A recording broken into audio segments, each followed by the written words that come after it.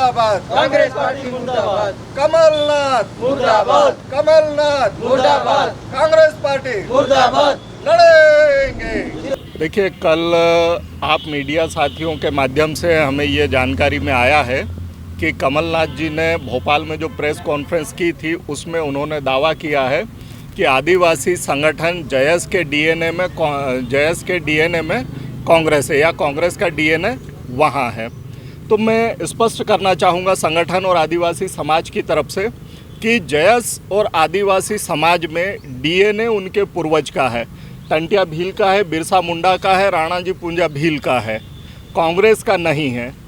कमलनाथ जी अगर ऐसा दावा करते हैं तो वो किसी गलतफहमी में जीवित हैं और उस गलतफहमी से वे बाहर निकलें, वो अपनी पूरी कांग्रेस को वहाँ से बाहर ले करके आएँ, क्योंकि उनके साथ में जयस नाम से जो संगठन जुड़ा हुआ है वो उन्हीं का बनाया हुआ है और उसके सर्वे सर्वा डॉक्टर हीरा अलावा है जो कांग्रेस से विधायक है।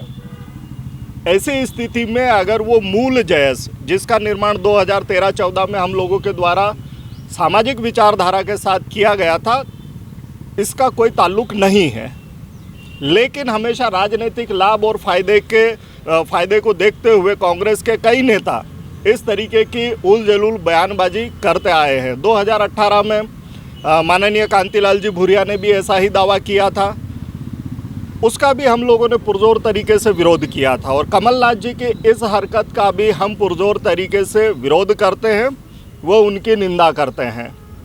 आज आपने क्या किया? आज हमने इस विरोध स्वरूप उनका पुतला दहन किया है और आप मीडिया साथियों के समक्ष अपनी नाराज़गी जाहिर की है। हमने कांग्रेस से कभी टिकट नहीं मांगी, हमने किसी राजनीतिक पार्टी से कभी कोई ताल्लुक नहीं रखा। हाँ, जो पार्टी सत्ता में रही थी उनके मुख्यमंत्री और मंत्रियों से हम समाज की समस्याओं को लेकर के कई बार मिले थे, लेकिन मुलाकात करने से ज्वाइन करना तो साबित नहीं होता है। भाई, प्रजातंत्र में प्रजा अगर सरकार के सामने जा कर के बात नहीं रखेगी तो कहाँ रखेगी?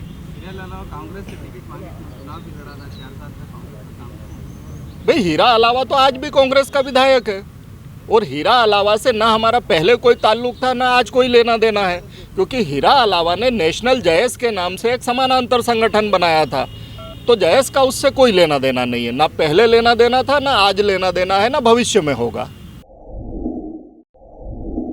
देखिए, जयस की जो अंदरूनी जो संविधान बना हुआ है, जो नियमावली बनी हुई है, उसमें एक बात स्पष्ट लिखी गई है कि हम एक स्वतंत्र नेतृत्व को उत्पन्न करेंगे। इसका मतलब ये नहीं होता है कि हमने राजनीतिक नेतृत्व की बात कही है, उसमें हम सामाजिक नेतृत्व की बात करते हैं और कोई व्यक्ति अगर ये चाहता है कि वो राजनीति के माध्यम से समाज की सेवा कर सकता है तो वो पहले संगठन से बाहर जाए, उसके बाद में वो अपना स्वतंत्र अगर निर्णय लेता है कि वो राजनीति में जाएगा तो ये उसका अपना निजी निर्णय माना जाएगा, इसमें संगठन का कोई वास्ता नहीं है। 4 जगह नगर निकाय चुनाव है जिसमें को लेकर देश की क्या रणनीति, क्या विचार? देखिए, अधिसूचित क्षेत्र में नगर पालिका अधिनियम अवैध है, ये भारत का संविधान कहता है, क्योंकि ये 5वीं अधिसूचित क्षेत्र है।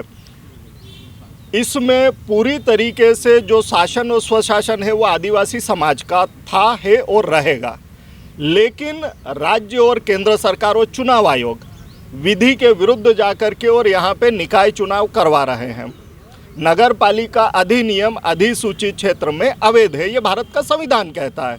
तो हम आप मीडिया साथियों के माध्यम से ये पूछना चाहते हैं चुनाव आयोग से, राज्य सरकार से व केंद्र सरकार से कि वो स्पष्ट करे कि वो भारत के संविधान को मानती है या नहीं। इसके लिए हाईकोर्ट जाओगे आप? सरकार समझदार है, हर काम के लिए न्यायालय के सम्मुख जाना उचित नहीं है। हम सरकार से अपेक्षा करते हैं कि वे समझदारीपूर्ण काम करें ताकि व्यवस्थाओं पे आम जनता और समाज का जो विश्वास है वो बना रहे। मैं इतना जानता हूं कि जयस के माननीय हीरालाल जी अलावा जो वर्तमान में कांग्रेस से चुनाव लड़के मनावर से विधायक हैं और आज इतने समय तक वो विधायक रहे, कांग्रेस के साथ उन्होंने विधानसभा में कार्य किया। इवन मैं धार का प्रभारी हूँ, उस नाते भी मनावर के क्षेत्र में वो कांग्रेस के लिए ही काम कर रहे हैं क्षेत्र में। और अब अगर वो कहते हैं कि कांग्रेस से हमारा कोई लेना देना नहीं, हम अलग से चुनाव लड़ेंगे या अलग से कोई तैयारी करेंगे। तो इसका जवाब तो हीरालाल जी अलावा ही दे सकते हैं। रहा सवाल डीएनए का, तो डीएनए से मंतव्य हमारे कमलनाथ जी का ये नहीं होगा कि ये कोई ब्लड के डीएनए या पारंपरिक डीएनए से प्रश्न होगा।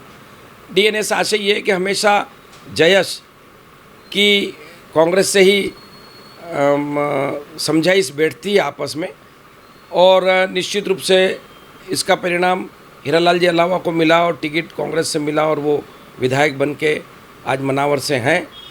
ऐसी स्थिति में मैं सोचता हूँ कि आने वाले चुनाव में भी जयश को कांग्रेस का ही सहारा लेना पड़ेगा और कांग्रेस खातिर चुनाव शायद लड़ेगी जयश।